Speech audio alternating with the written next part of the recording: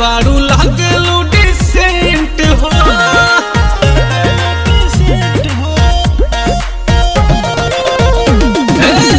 Hit फट पहनले बारू लागलू डिसेंट हो।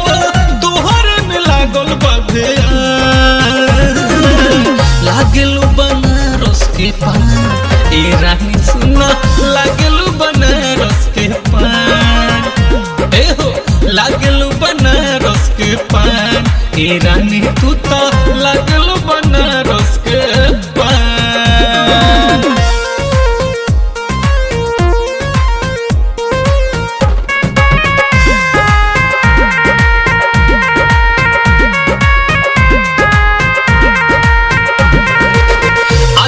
जवानी के लूट लो तू लहरा तोहर फेरा में रानी भैनी बे बहरा।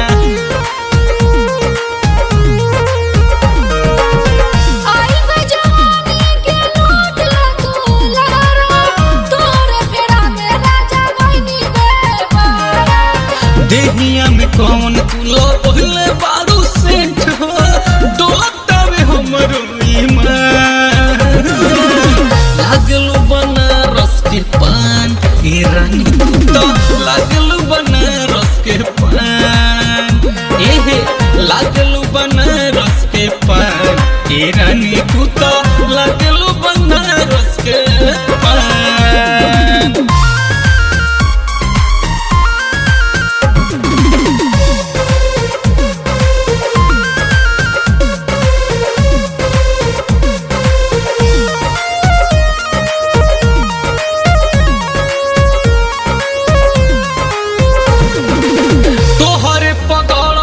विकास के नजर हो परमानेंट बन जा तू अभय के लभर हो।